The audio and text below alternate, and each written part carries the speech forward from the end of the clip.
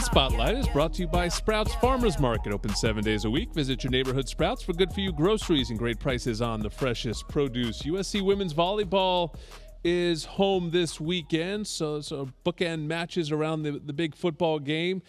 Friday night, they'll take on Washington State at 7 p.m. That's a Kids Club Kids Corner match. And then on Sunday, it's a Sunday fun day. 2 o'clock start against Washington. There's a dads and daughters package, so head to usctrojans.com/tickets for more info on that. A little grilling apron, Sean. You can take the girls, get yourself an apron. You know, it's a win-win there. It was the first loss of the season for the Trojans. On Saturdays, we welcome in Keely Yore for our weekly football roundtable. Do a couple segments here. There is plenty to talk about, certainly. It's interesting, Keely. There was a large contingent, a vocal contingent, I should say, of people out there sort of waiting for USC to lose that sort of felt like it was coming. What's interesting to me is that it came in a fashion that I think is the exact opposite of what all those people predicted. You know, they just assumed that ultimately the defense would cave and USC would get outscored. That's not what happened. It was just sort of a performance that kind of came out of nowhere in a lot of ways. It's funny. I just finished recording the recap episode with Dion Bailey that we do on the Victory podcast, and he described it as an out-of-body experience. And it kind of was, in the sense that everything that you could count on about this team, even going back to last year, you couldn't in this game. Caleb Williams throws a career-high 3 interceptions. This offense just felt like it was forced trying to get things going. And then the defense, 2 missed tackles per PFF. It was just the opposite script we've seen so far this season. So, you hope that it's a one-off and this team can actually start putting the pieces together, like Lincoln Riley said. But yeah, Jordan, it was odd the way it all unfolded. Definitely can count on Caleb not playing that bad in weeks ahead. I thought that was a gift for Notre Dame and made it tough to evaluate the defense in their true totality in terms of what they brought to the park. And just sitting on my couch, too, it was also trippy. Again, another South Bend trip where it feels like the team's building. And then for whatever reason, the Irish just have our number there. And I think it starts with year in and year out, their defensive front four's ability to impact and dictate the tempo of the game. That's been a theme throughout the past 4 or 5 head coaches that we've had, and it's a tough place to play. And again, it showed that, even if you feel like you have an identity going into that trip, going into South Bend's a different animal.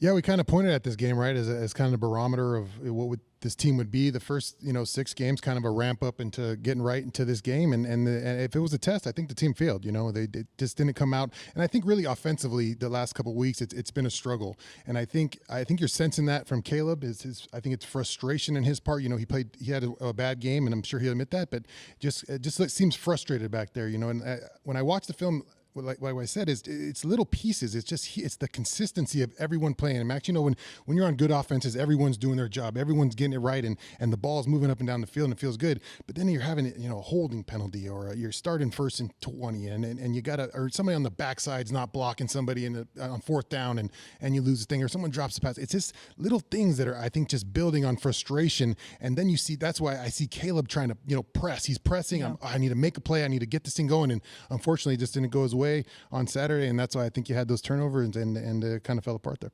Yeah, and we talked about this in our pregame show. I get annoyed every 2 years when we have this conversation because the preview for the Notre Dame game is always the same. It's this idea that USC is so much better on the outside, so much faster, the playmakers are so much better, no way Notre Dame will be able to handle USC's speed.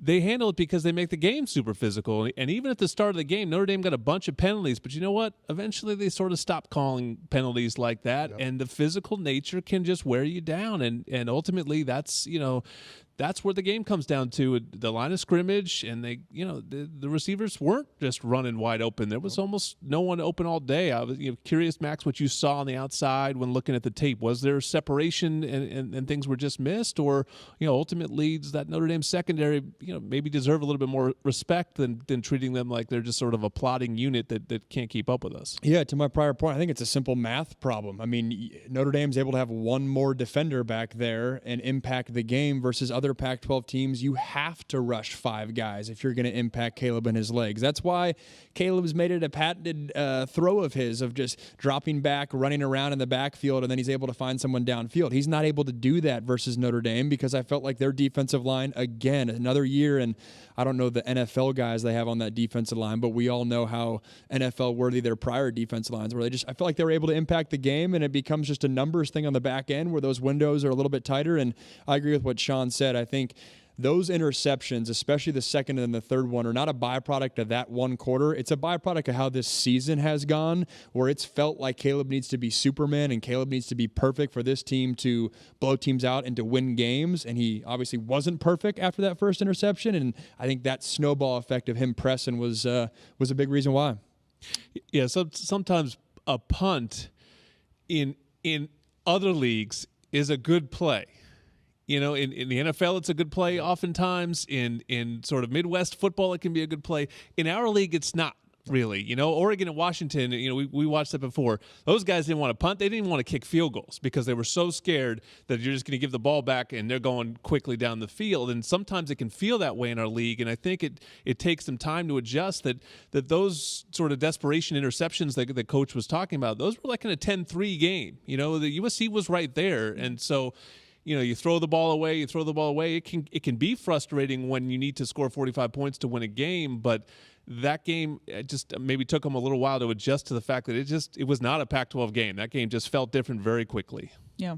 It was interesting, too, because like you guys have mentioned, it felt like he was pressing it. If the interceptions were a result of him not having confidence that the other guys on the field could also get it done with him, which was interesting considering that you had Zachariah Branch come back, and he was one of the guys who was actually getting it done on offense. So I thought that was interesting. Maybe it was a result of not having a playmaker like Zachariah with you for the last couple of weeks that he was pressing. But, you know, it was interesting seeing we've seen Caleb Williams' team kind of off the last couple of games. Yeah, and I think the offensive line is getting a lot of flack, and you give up 6 sacks, and it's not a good night by any means. But I think they just wore down. To me, a lot of the sacks were in the second half. It was Notre Dame knew USC was trying to, you know, pass the ball, and they had their ears pinned back, and the offensive linemen were just taking bullets at the end. They started out the game, not too many pass pro is pretty good. The run blocking has struggled a little bit, I think, in the last couple of weeks. It hasn't really opened up those holes, and I think also the running backs there's not really a cohesion, I think, with the running back with the offensive line and running back game where they're on the same page and they know where they want to hit these holes,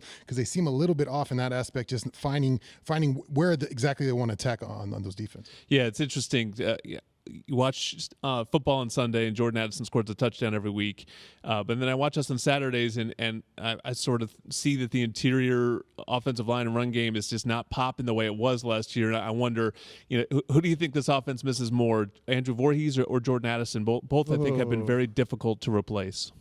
Yeah, Jordan Addison's ability to take the top off the defense. I think we were expecting that from a couple different guys and haven't felt that impact. That's a good point. I'll go Addison just because first-round receiver, difference maker. But that downfield threat, you felt them loading him up for that last year. We haven't felt that this year.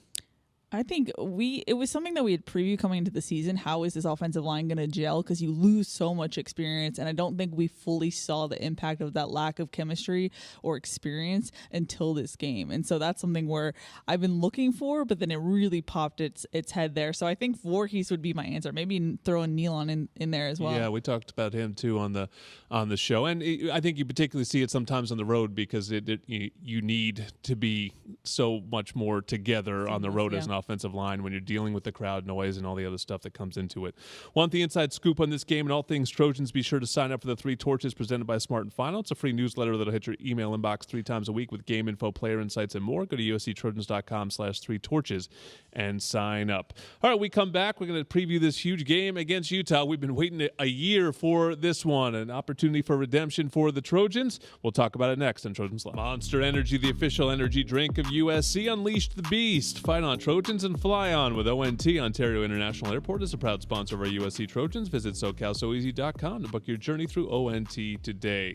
Back on Trojans Live, Jordan Moore, Sean Cody, Max Brown, Keely Yor talking about USC versus Utah, and the second half of the schedule just continues to give us great game after great game. It's going to be a fun one on Saturday night. Imagine it will be very easy to get the team motivated, not only coming off a loss, but the team in Utah that took really everything away from USC. Their conference championship, their spot in the playoff was all there for them, and Utah became the team that got them twice last year. And in that sense, Keeley, I think it kind of is the perfect opponent. We were sort of talking about how maybe USC was the perfect opponent for Notre Dame that was coming off of its sort of slump. I think Utah sort of serves that same potential purpose for the Trojans. Just very easy to refocus, motivate, and get going for Saturday night. 100%. This is the game that you probably thought about all off season. It's a game that still your priorities are in front of you. Pac-12 game. You're still undefeated in the Pac-12. And